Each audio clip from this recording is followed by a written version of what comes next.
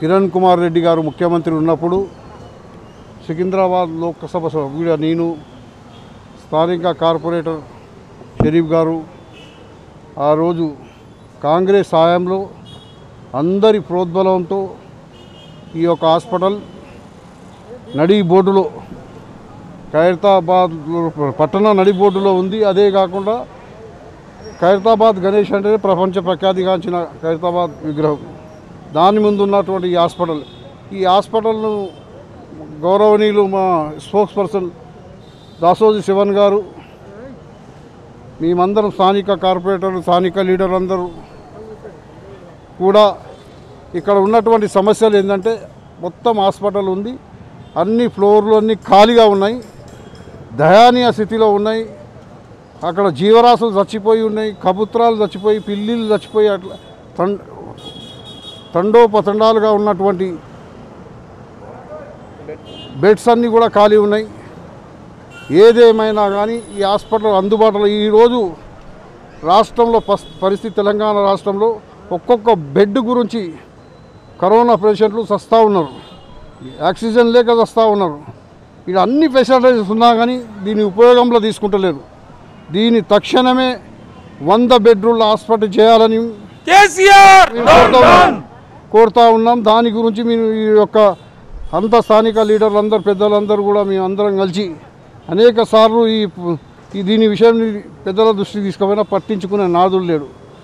ఈరోజు చొరవ తీసుకొని శ్రవణ్ గారు, మధుకర్ గారు, ఇక స్థానిక అందరూ కూడా, బ్లాక్ ప్రెసిడెంట్, డివిజన్ ప్రెసిడెంట్ అందరం కూడా కాంగ్రెస్ పక్షాన, కాంగ్రెస్ హయాంలో జరిగింది, కాంగ్రెస్ ముఖ్యమంత్రి గారు ఉండే ఆ రోజు కిరణ్ కుమార్ రెడ్డి గారు, చాలామంది ఇక్కడ ఉన్న లోకల్ లీడర్లు చెప్పిన దానికి మాకు అన్ని ప్రజలకు, బడుగు బలహీన వర్గాలకు జనరల్ హాస్పిటల్ ఉండాలి, అన్ని ట్రీట్మెంట్స్ ఇక్కడ జరగాలనే విశాల ఉదయంతో పెట్టినటువంటి ఆసుపత్రిని ఈ దయానీయ దుస్థితికి తీసుకొచ్చి ఇంత ఎక్కడ చూడు దుర్వాసనలు వేస్తున్నట్టు ఈ హాస్పిటల్ పరిస్థితి అట్లా ఉంది.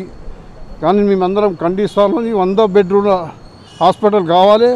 ఎందుకంటే ఇది ప్రఖ్యాతిగాంచినటువంటి ప్రాంతం కనుక ఇంత నడిబోటుల ఈ కోట్లాది రూపాయలు పెట్టినా ఈ స్థలాలు దొరికాయి.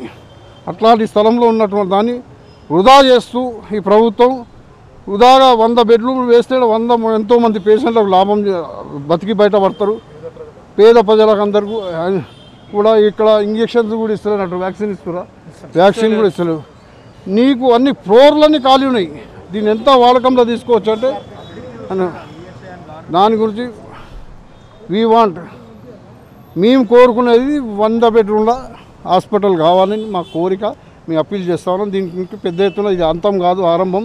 పెద్ద ఎత్తున ముందు కార్యక్రమాలు జరుగుతాయని చెప్తూ పెద్దలు మాట్లాడు. ఖైరతాబాద్ నడిగడ్డ అయినటువంటి బడా గణేష్ పక్కనే ఉన్నటువంటి అర్బన్ ప్రైమరీ హెల్త్ సెంటర్ సందర్శన నిమిత్తం ఇచ్చేసినటువంటి పెద్దలు గౌరవనీయులు అంజన్ కుమార్ యాదవ్ గారు, మాజీ పార్లమెంట్ సభ్యులు, అదేవిధంగా ఖైరతాబాద్ అసెంబ్లీకి సంబంధించిన అందరూ డివిజన్ ప్రెసిడెంట్లు, టీపీసీసీ సెక్రటరీ మధుకర్ యాదవ్ గారు, జాకీర్ గారు, షరీఫ్ గారు, ఇంకా శ్రీనాథ్ గారు, ఇంకా చాలామంది కాంగ్రెస్ పార్టీ కార్యకర్తలు అందరూ వచ్చిన మీడియా మిత్రులు అందరూ కూడా హృదయపూర్వకంగా నమస్కారం. ప్రజల యొక్క ఆరోగ్యం పట్ల సోయిలేని సన్నాసులు పరిపాలన చేస్తే ఎట్లా ఉంటుంది అనడానికి నిదర్శనం ఈ ఆసుపత్రి. 2014లో కిరణ్ కుమార్ రెడ్డి గారు ఉమ్మడి ఆంధ్రప్రదేశ్ ముఖ్యమంత్రిగా ఉన్నప్పుడు ఈ ఆసుపత్రిని కట్టించి దాదాపు 5 ఫ్లోర్ల బిల్డింగ్ ఇది. ఈ 5 ఫ్లోర్ల బిల్డింగ్ను కట్టించి ఇక్కడ ఉన్నటువంటి ఒక ప్రజల కోసం ఒక 50 బెడెడ్ హాస్పిటల్గా దీన్ని తీర్చిదిద్దాలని చెప్పని ఆనాడు కాంగ్రెస్ ప్రభుత్వం 10 కోట్ల రూపాయల ఎస్టిమేటెడ్ బడ్జెట్తో, దాంట్లో 4 కోట్ల రూపాయలు సివిల్ కన్స్ట్రక్షన్కు, మిగతా లాజిస్టిక్స్కి అని చెప్పని ఈ ఆసుపత్రి కట్టిండ్రు. తెలంగాణ వచ్చిన తర్వాత ఎక్కడేసిన గొంగలి అక్కడే అన్నట్టుగా ఈ ఆసుపత్రి 50 బెడ్ల ఆసుపత్రి కాదు కదా, లోపలికి వెళ్ళి చూస్తే కడుపు రగిలిపోతూ ఉంది. ఒక పక్కన బెడ్లు దొరకకుండా ఇవాళ హైదరాబాద్లో ఖైరతాబాద్లో పక్కనున్న ఎంఎస్ మక్తా బిఎస్ మక్తా మిగతా ప్రాంతాలలో ఉన్నటువంటి ఒక పేద ప్రజలకు బెడ్లు దొరకక నానా ఇబ్బందులు పడతా ఉంటే చనిపోతా ఉంటే ఈ హాస్పిటల్లో కోట్ల రూపాయలు పెట్టి కొన్నటువంటి ఒక బెడ్లు ఎంత దుర్మార్గమైన పరిస్థితిలో ఉన్నాయో మీడియా మిత్రుల సాక్షిగా మేము చూపెట్టడం జరిగింది. ఇవాళ పావురాలకు అడ్డాగా మారిపోయింది ఆసుపత్రి. మొత్తం ఎక్కడికక్కడ మంచి బెడ్లు ఉన్నాయి, ఇన్ఫ్రాస్ట్రక్చర్ ఉంది, ఈసీజీ మెషిన్లు ఉన్నాయి. దానికి తోడుగా ఈ ఆసుపత్రిలో ప్రజలారా మీరు గుర్తించాలా, ఈ ఆసుపత్రిలో ఆప్థమాలజిస్ట్ ఉన్నాడు, పల్మనాలజిస్ట్ ఉన్నాడు, గైనకాలజిస్ట్ ఉన్నాడు, ఆర్థోపెడిషియన్ ఉన్నాడు, రేడియాలజిస్ట్ ఉన్నాడు, 4 క్వాలిఫైడ్ జనరల్ ఫిజిషియన్స్ ఉన్నారు, ఈఎన్టీ డాక్టర్ ఉన్నారు, నర్సింగ్ స్టాఫ్ ఉన్నారు, మిగతా అన్ని రకాలుగా స్టాఫ్ ఉన్నారు. అంగట్లో అన్నీ ఉన్నాయి, కానీ అల్లున్నోట్ల శనన్నట్టుగా ఇవాళ ఖైరతాబాద్ ప్రజలు కానీ హైదరాబాద్ ప్రజలకు కానీ ఆసుపత్రి అనేటువంటిది ఇవాళ అందుబాటులో వచ్చే పరిస్థితి లేదు.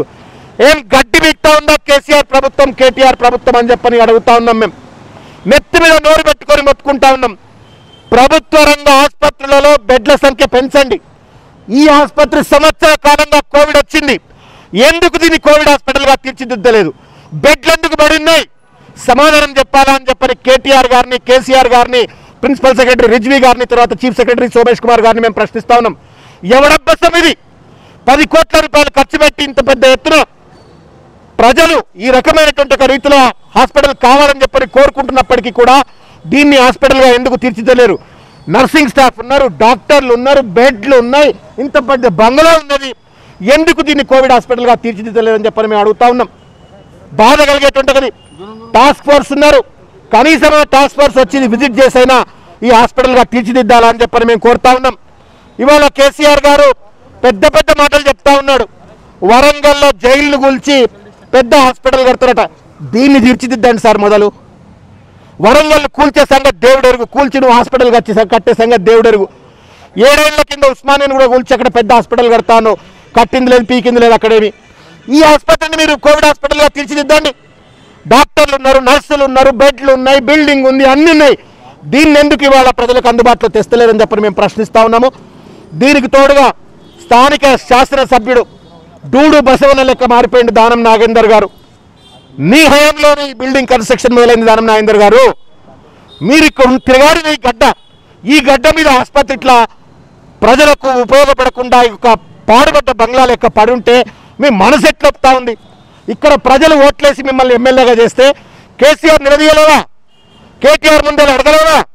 ఈ ఆసుపత్రిని చలామణి చేయండి, ప్రజల్ని ఆదుకోండి అని చెప్పి అడిగే దమ్ములేవా దానం నాగేందర్ గారు? కాంగ్రెస్లో ఉన్నప్పుడు అంత పెద్ద నాయకుడిగా చలామణి అవుతుంది, ఏమైంది? కాంగ్రెస్లో ఉంటే పులి అవుతుంది, అలా టీఆర్ఎస్ పోయి పిల్లి అయిపోయిన పరిస్థితి కనబడతా ఉంది. ప్రజల పాలిటి శాపంగా మీరు కూడా మారిండ్రు. ఇవాళ దయచేసి కేసీఆర్ కేటీఆర్కు విజ్ఞప్తి చేస్తూనే దానం నాగేందర్ గారికి కూడా మేము విజ్ఞప్తి చేస్తూ ఉన్నాం. మీరు శాసనసభ్యులు, మేము ఓట్లేస్తే మీరు శాసనసభ్యులుగా ఉన్నారు, చేత కాకపోతే దిగిపోండి. కానీ ఎమ్మెల్యేగా చలామణి అవుతూ ప్రభుత్వాన్ని నిలదీయకుండా ప్రజల పార్టీ శాపంగా మీరు మారద్దు. ఇమీడియట్గా వితిన్ 1 వీక్ ఈ ఆసుపత్రిని కోవిడ్ ఆసుపత్రిగా తీర్చిదిద్దాలా. బెడ్లు దొరకకుండా బాధపడుతున్నటువంటి ప్రజలందరికీ ఈ ఆసుపత్రి అందుబాటులో తీసుకురావాలని చెప్పని మేము విజ్ఞప్తి చేస్తా ఉన్నాం.